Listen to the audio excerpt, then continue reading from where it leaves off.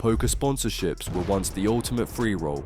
You didn't even have to be crushing the high stakes or racking up bracelets. If you had the right connections, a few deep runs, or just a face that looked good on TV, there was a deal with your name on it. Online poker sites threw around money like a drunken whale at the Bellagio, plastering their logos across every felt surface and turning players into walking advertisements. The biggest names had their pick of lucrative contracts, while mid-tier grinders and even complete unknowns suddenly found themselves getting paid just to sit down and play. It was an era of unchecked excess where sponsorships weren't just about skill, they were about visibility. The right patch could turn a decent player into a marketable asset, and poker sites were willing to invest big to make it happen. If you turned on ESPN during the poker boom, you'd see tables packed with pros wearing logos like they were NASCAR drivers. Some had deals that covered their buy-ins, others had full-blown six-figure contracts, and a select few were making more from sponsorships than they were at the tables. And why wouldn't they? Poker was booming. The moneymaker effect had brought a tidal wave of new players into the game. Online poker sites were printing money, and the industry convinced itself that the growth was infinite. The sponsorship model was simple: pay the pros, get visibility, attract more players. It worked until it didn't. Poker's sponsorship boom didn't happen by accident. It was the natural evolution of a game that had just stumbled into the perfect storm. In 2003, Moneymaker's $39 satellite run to a $2.5 million WSOP main event victory wasn't just a Cinderella story, it was a sales pitch disguised as a sporting moment. The broadcast showed a regular middle-class accountant sitting at home, clicking buttons on an online poker site, and somehow making it to the biggest stage in the world.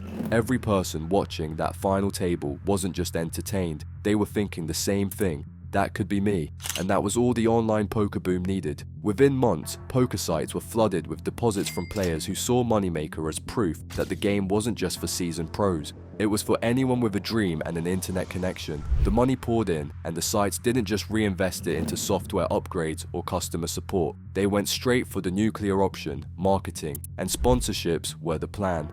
PokerStars, Full Tilt Poker, and Ultimate Bet went into full arms race mode, competing not just for customers, but for faces, recognizable, marketable players who could be turned into brand ambassadors overnight. The logic was simple. Every televised tournament was a multi-hour advertisement. If the final table of the WSOP featured 6 guys wearing PokerStars patches, that was 6 walking billboards on ESPN, pumping the brand straight into the minds of casual players. The goal wasn't to make money off the pros, they were just the bait. The real target was the recreational players at home, the ones who would see a PokerStars pro win a televised event and immediately assume the site was where all the action was. And so, the sponsorship floodgates opened. Top-tier pros got the best deals: Phil Ivey, Daniel Negreanu, Gus Hansen. These weren't just crushers, they had presence. Ivey had the mystique, Negreanu had the table talk, Hansen had the wild, fearless aggression. They made poker feel exciting, and more importantly, winnable. But as the sponsorship boom hit its peak, it became clear that skill wasn't always a requirement. Mid-level grinders, unknowns, even players who had stumbled into a deep run in a major tournament could suddenly find themselves getting deals just for existing in the right place at the right time. Some of the contracts were outrageous. Players were given 6-figure deals just to show up to televised events with a patch on their chest. Others had their entire tournament buy-ins covered by their sponsors, meaning they were free-rolling every event they entered, an unfathomable edge against players actually risking their own money. Some didn't even need results, they just needed to be marketable. If you had a unique look, a big personality, or the right connections, you could find yourself with a contract that made more money than most high-stakes cash game pros grinding day in and day out. From the outside, it looked like poker had hit the jackpot. Every WSOP main event was a sea of logos, online poker rooms were raking in millions, and sponsorships became a golden ticket. But beneath the surface, there was a problem.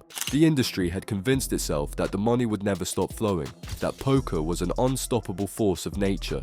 Nobody was questioning whether all these sponsorships were actually bringing in long-term players, or if the sites were just spending recklessly to keep up with their competitors. The money was there, so they spent it.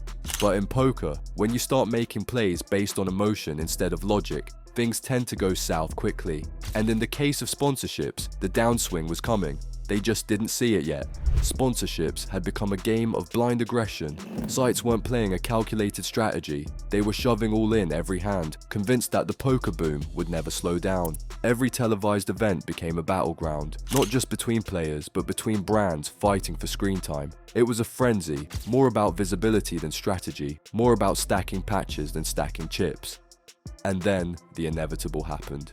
The first warning signs came quietly, disguised as minor shifts in the industry. Some of the less successful online poker rooms started pulling back their marketing budgets. A few high-profile pros found their deals being restructured, which was just a polite way of saying, "We're not sure you're worth this anymore." But the real collapse wasn't going to be gradual. It was going to be a full-scale implosion.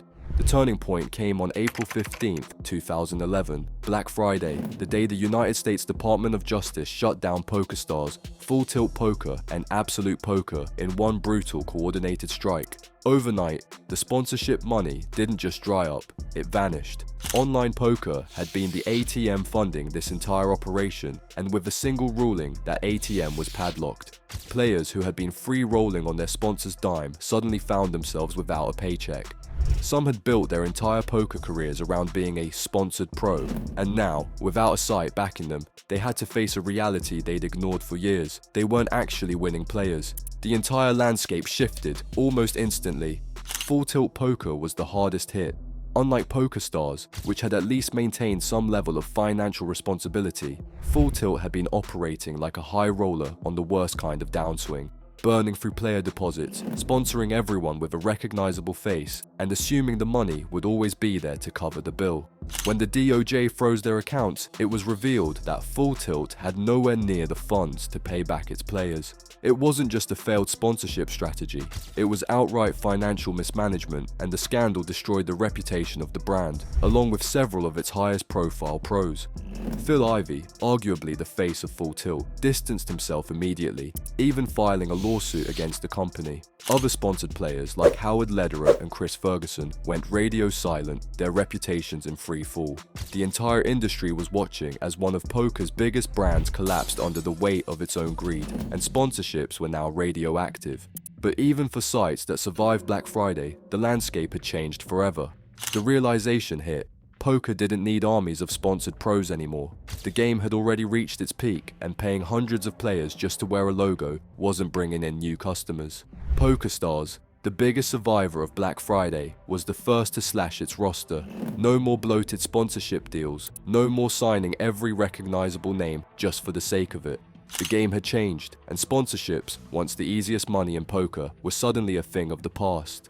The golden era was over, and most of the industry hadn't even realized it yet. As the dust settled from Black Friday, poker sponsorships entered an identity crisis.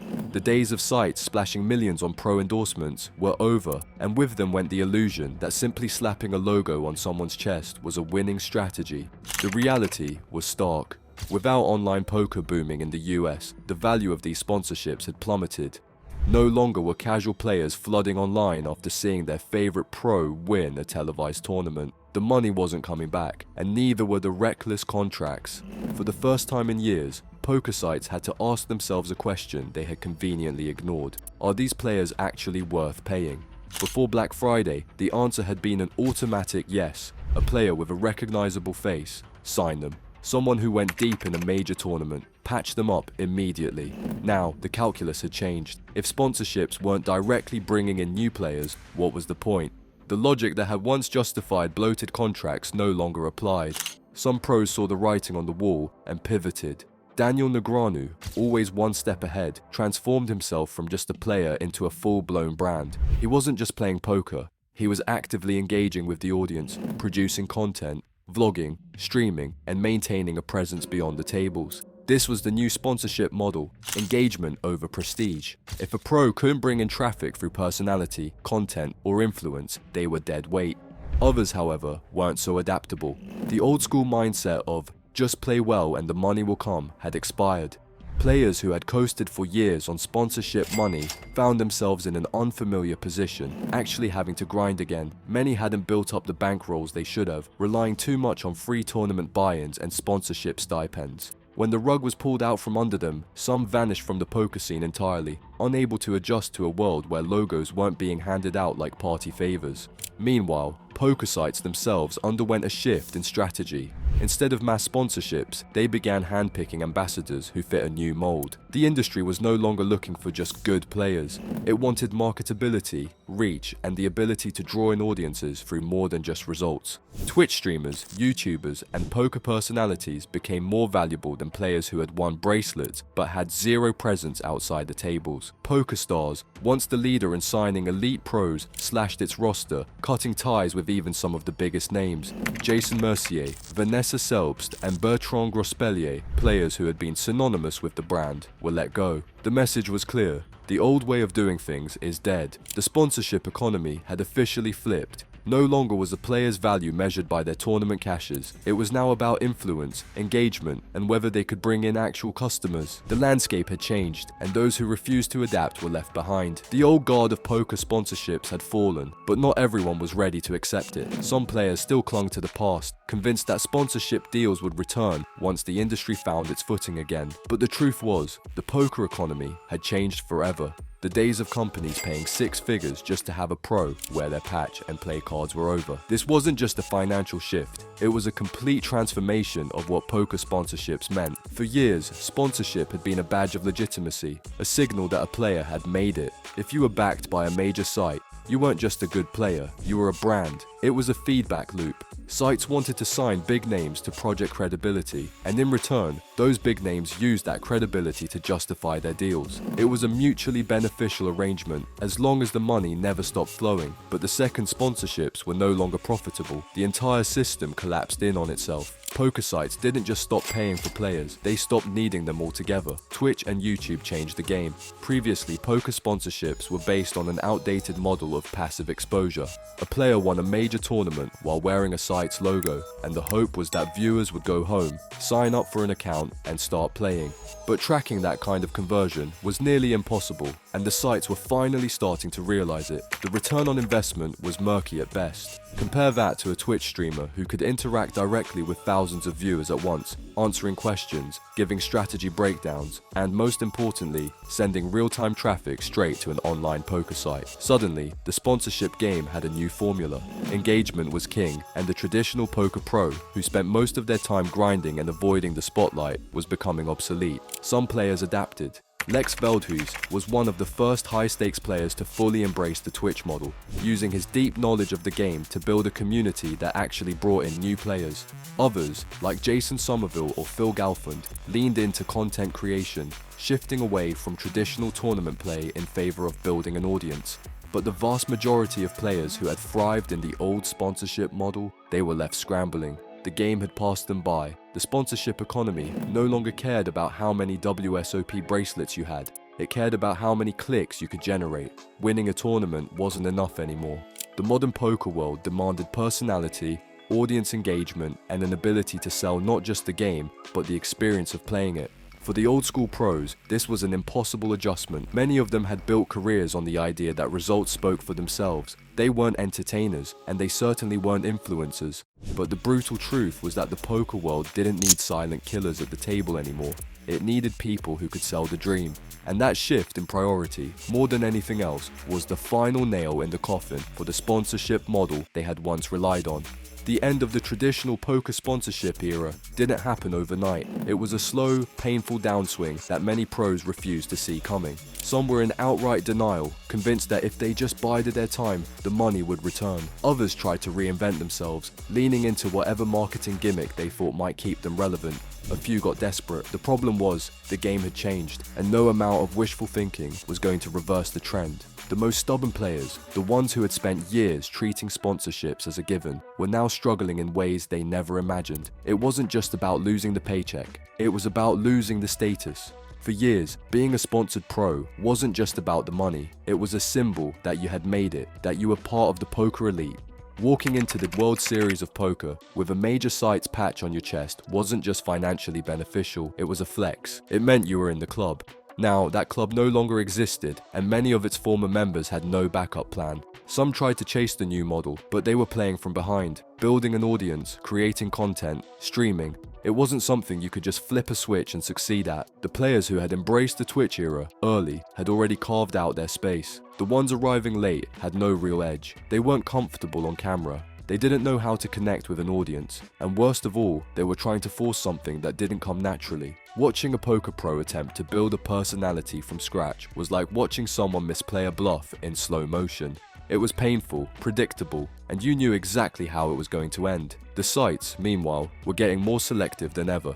They still had sponsorships, but the criteria had changed. The deals were leaner, more performance-based, and designed for people who could actually drive engagement. You didn't get paid just for being a name anymore. You had to prove your worth. The old system had been built on passive marketing. The new system required active participation. It was a meritocracy, but not the kind that poker pros were used to.